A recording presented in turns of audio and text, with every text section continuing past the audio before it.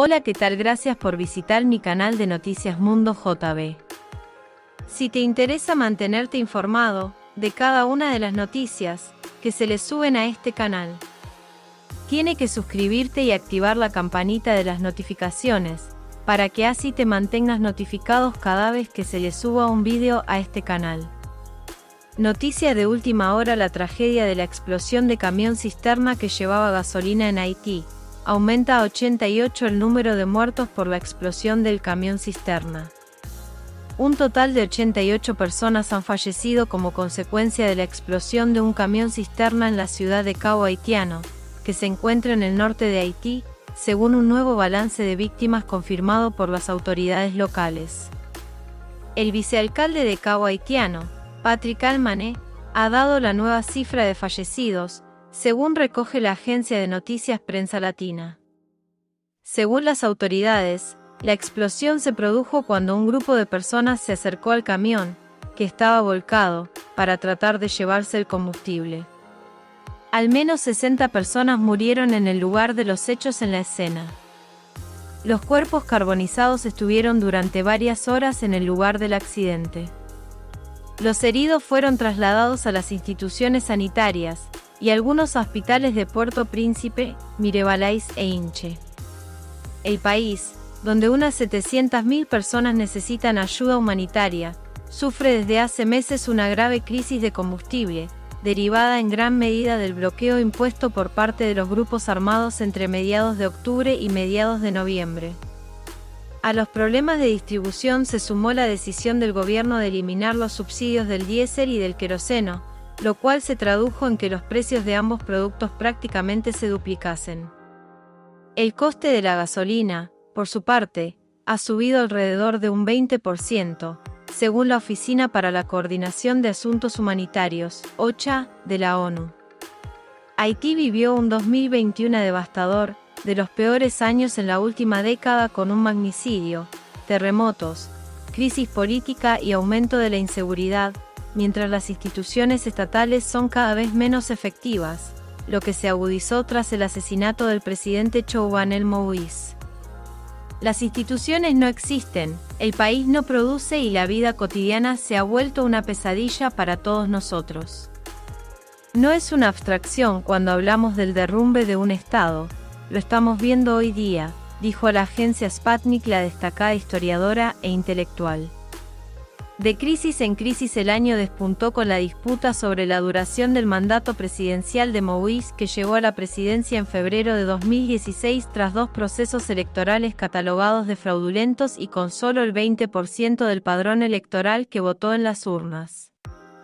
Mientras el mandatario aseguraba que su presidencia terminaba en 2022, opositores, religiosos y una amplia franja de la sociedad civil estimaba que el proceso electoral en el cual salió victorioso fue una continuación del emprendido el año precedente, por lo cual el mandato concluía el 7 de febrero de 2021.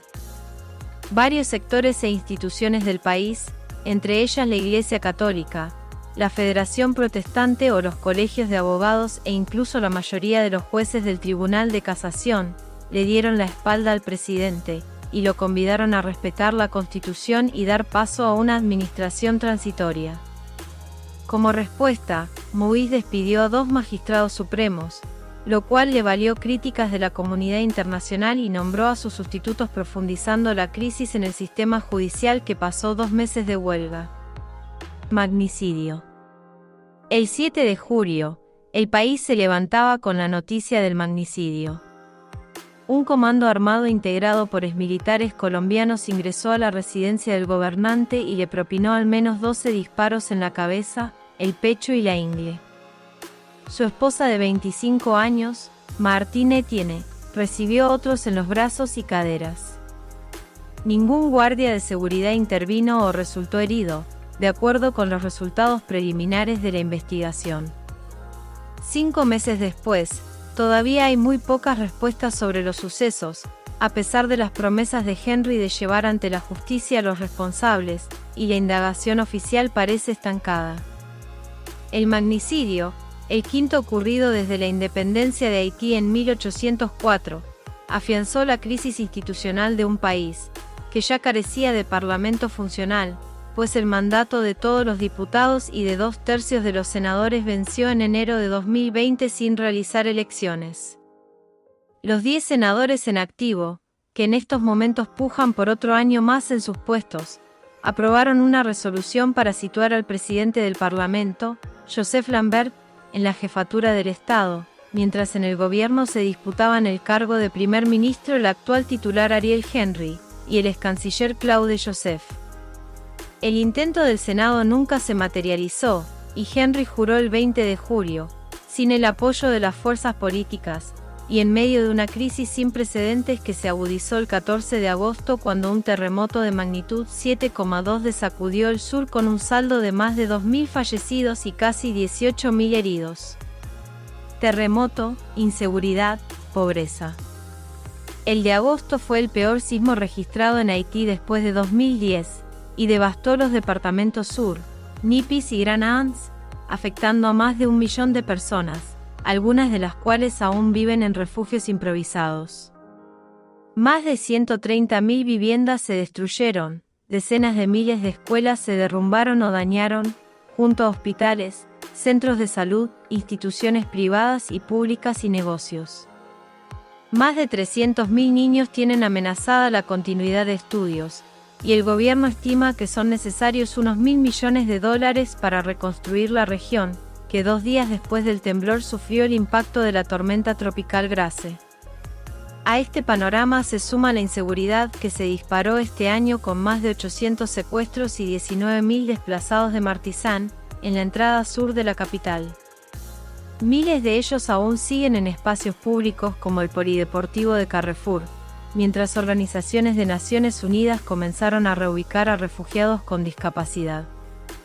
Las bandas armadas, por su parte, ampliaron sus zonas de control, bloquean a su antojo los accesos de Puerto Príncipe, y amenazan de muerte al primer ministro para que abandone su puesto, y todo ello ante la inmovilidad de la policía, que incluso perdió varias comisarías en los barrios más vulnerables del país. Hay quienes se aprovechan de esta situación y quienes han conducido a esta crisis.